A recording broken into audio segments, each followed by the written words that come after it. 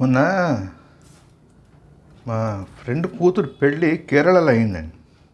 అజిత్ అని కేరళ జర్నలిస్ట్. ఆ పెళ్ళికి వెళ్ళాము. పెళ్ళి 2 నిమిషాలు 10 నిమిషాలు కేరళ పెళ్ళి చాలా ఫాస్ట్గా అయిపోయింది.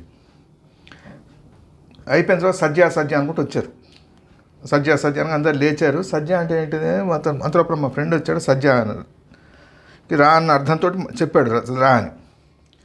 సద్య అంటే ఏంటి నాయన అంటే విందు భోజనం అని చెప్పాడు. సహపంక్తి విందు భోజనం, వెజిటేరియన్, అన్నీ శాకాహారాలే ఉంటాయి. దాన్ని సహపంక్తి భోజనం కూర్చొని తినేదాన్ని సద్య అంటారు అన్నారు. సరే సద్యకి వెళ్ళాం. సద్యలో కూర్చున్న తర్వాత వడ్డిచ్చారండి. దాంట్లో పరప్పు అని పిరుప్పు, PIRIPPU పిరుప్పు. మన అద్భుతంగా ఉన్నాడు అది. కేరళ వంటకము చాలా బాగుంది. కొబ్బరి నూనె లైట్గా వేసారండి, ఎక్కువ వేయలేదు. దాని తర్వాత నేను వంట మాస్టర్ని పట్టుకున్నా, ఎట్లా చేసావు నాయన అని. దాన్ని రికార్డ్ చేసుకున్నాను. నేను ఫోన్లో రికార్డ్ చేశాను. అతను చెప్పింది కొద్దిగా అర్థమైంది, కొద్దిగా అర్థం కాలేదు. పెసరపప్పుతో చేశాడు. సరే నేను దాన్ని రికార్డ్ చేసుకుని వచ్చి మా ఫ్రెండ్ వాళ్ళ కొలిగి పోతాను ఉంటే అతన్ని పట్టుకుంటే అతను నాకు ఎక్స్ప్లెయిన్ చేశాడు ఎట్లా చేయాలి అన్నది. నేను వచ్చిన తర్వాత 2-3 సార్లు ట్రై చేశాను. చాలా బాగుందండి, చాలా అదే రుచి వచ్చింది. ఇప్పుడు వంటను చేసుకుందాం. పిరుపు కర్రీ అంటారు, పెసరపప్పుతో చేసుకుంటాం. రైట్. దీనికి ఫస్ట్ ఏం చేద్దామంటే మనం పచ్చి కొబ్బరి ఒక సగం చిప్పమ్మడు పచ్చి కొబ్బరి తీసుకున్నాం, సగం కాయ తీసుకొని సన్నగా తరుక్కొని గ్రైండ్ చేసుకుందాం. తరిగేదా చూపెడతాను. దాంట్లో 2 పచ్చిమిరపకాయలు, ఒక సగం చెంచా జీలకర్ర, ఒక 2-3 ఇంతే మిరియాలు వేసి గ్రైండ్ చేసి దాన్ని పక్కన పెట్టుకుందాం. ఫస్ట్ దాన్ని గ్రైండ్ చేసుకుందాం. దాని తర్వాత కొబ్బరి నూనె అండి, ఒక 1/2 టీ స్పూను కొబ్బరి నూనె. వంటకి ఉపయోగించినట్టు కొబ్బరి నూనె ఎక్కువ ఉపయోగించకండి, ఎక్కువ వేయకండి. పోపు అది మనం నెయ్యితో వేసుకుందాం. దీని రుచి బయటికి గుంజుకొచ్చిందండి. ఒకవేళ ఇది లేకపోతే నెయ్యి వాడండి, నెయ్యి లేకపోతే నూనె వాడండి.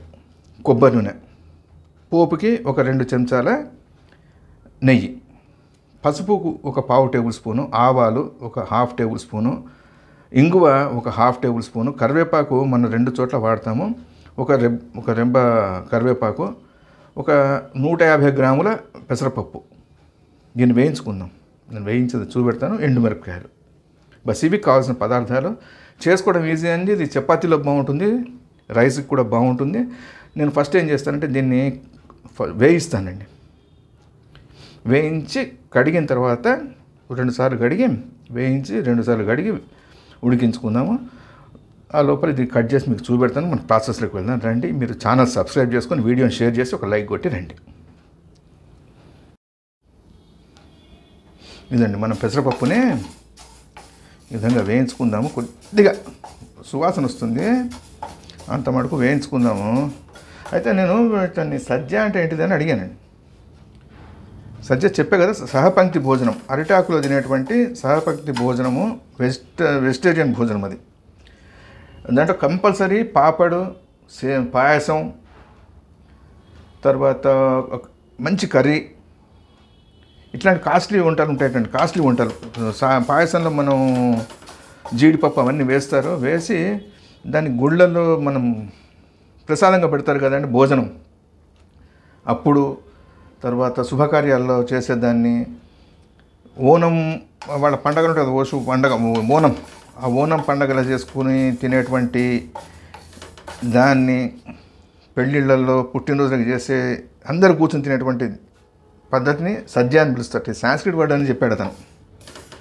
సద్య అనేది సాంస్క్రిట్లోంచి వచ్చింది అని చెప్పడం బాగుందండి. అదంటే అందరు కూర్చొని ఒకటేసారి అందరు కూర్చొని భోజనం చేయడం అరిటాకులో, కమ్మటి భోజనం బాగుంది. అసలు ఇది వేగిపోయిందండి. ఇప్పుడు ఏం చేద్దామంటే నేను 1-2 సార్లు కడిగేస్తా. దీన్ని కడిగేసి ఉడికించుకుందాం. ఉప్పును పసుపు వేసి ఉడికించేసుకుందాం.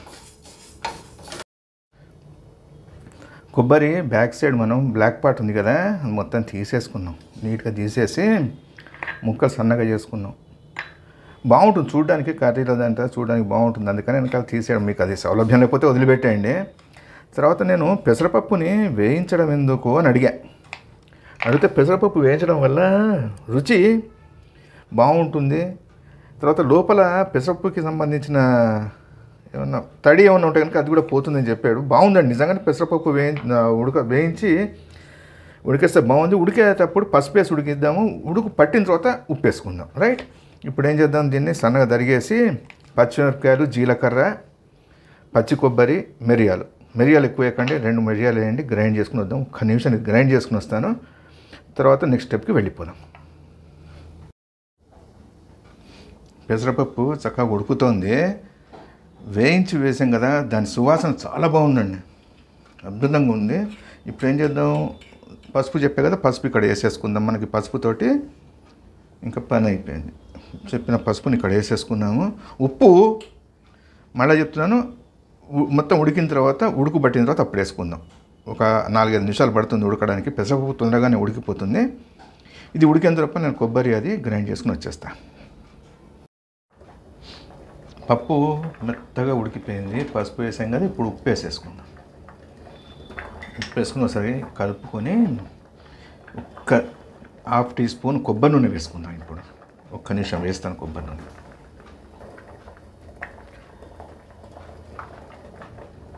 వేసాం కదా కొబ్బరి నూనె వేసిన తర్వాత ఇప్పుడు ఏం చేద్దాము, కొబ్బరి, మిరియాలు, జీలకర్ర ఇవన్నీ గ్రైండ్ చేసి పెట్టుకున్నాం కదా, ఆ పేస్ట్ని వేసేద్దాం.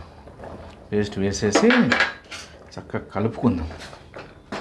కలిపేసి ఒక 2 నిమిషాలు వదిలిపెడదాం. దీన్ని ఉడకనిద్దాం, రెండింటిని కలిపి ఒక 2 నిమిషాలు. కరివేపాకు మనం 2 చోట్ల వేసుకోవాలని చెప్పా కదా, ఇక్కడ వేసాం కరివేపాకుని. ఇప్పుడు వేసేసుకున్నాం కరివేపాకు. వేసుకొని ఉడకనిద్దాం ఒక 2 నిమిషాలు, ఎక్కువసేపు అవసరం లేదు. ఇది కొద్దిగా నీళ్ళగా ఉన్నా కానీ ఒక 15-20 నిమిషాలు గట్టి చిక్కబడిపోతుంది మళ్ళీ. రైట్. నేను ఇది మొత్తం ఉడికిన తర్వాత దింపుకొని పోపు వేసుకుందాం పైనుంచి. 2 నిమిషాల్లో దీన్ని కంప్లీట్ చేసుకుని వద్దాం. ఇది మనకి పూర్తి అయిపోయింది. పరిపు కర్రీ, కేరళ వంటకం. రుచి అద్భుతంగా ఉంటుందండి. కొబ్బరి, మిరియాలు, జీలకర్ర, పచ్చిమిరపకాయ, ఆ రుచి పెసరపప్పుతో కలిసి డ్యాన్స్ చేస్తుందండి, అద్భుతంగా ఉంటుంది. ఇది కొద్దిగా లూజ్గా ఉన్న పర్వాలేదండి, కొద్దిసేపట్లో టైట్ అవుతుంది. నీళ్ళు ఎక్కువైనా పర్వాలేదు, కొద్దిసేపట్లో గట్టి పడిపోతుంది. రైట్. మీరు ఇది ట్రై చేయండి, తప్పకుండా చేసుకోండి. చేసి తిని చూసి తర్వాత రుచి ఎలా ఉందో కామెంట్ చేయండి. తిని చూసిన తర్వాత చాలా బాగుంటుందండి, ట్రై చేయండి. మరో వారం మరో మంచి వంటతో మడగలుద్దాం. థ్యాంక్స్.